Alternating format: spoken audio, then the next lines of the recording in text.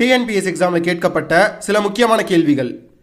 பொங்கற் புதுநாளில் நமக்கு ஒரு மகிழ்வு, நாட்டுக்கு ஒரு பொலிவு, வந்து சேர்ந்து விடத்தான் செய்கிறது என எழுதியவர் யார்?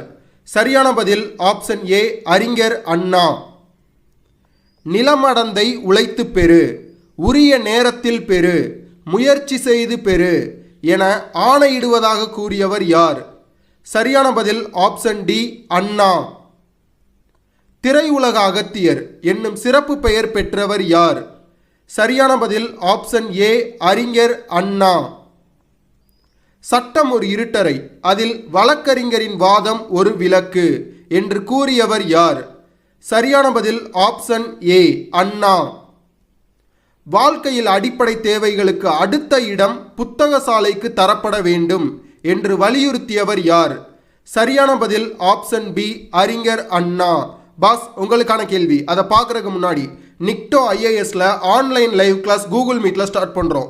டிஎன்பிஎஸ்சி சிலபஸில் யூனிட் 4ல் இந்தியன் பாலிட்டிக்கு தான் கிளாஸ் ஆரம்பிக்க போகிறோம். கிளாஸ் ஆரம்பிக்க போகிற தேதி ஜூலை 23, 2025.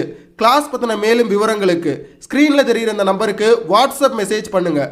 உங்களுக்கான கேள்வி: தமிழ் நாடக கலைக்கு ஒரு பெர்னாட்ஸா என பாராட்ட பெற்றவர் யார்? கரெக்டான ஆன்சரை கமெண்ட்ல மென்ஷன் பண்ணுங்கள். தேங்க்யூ.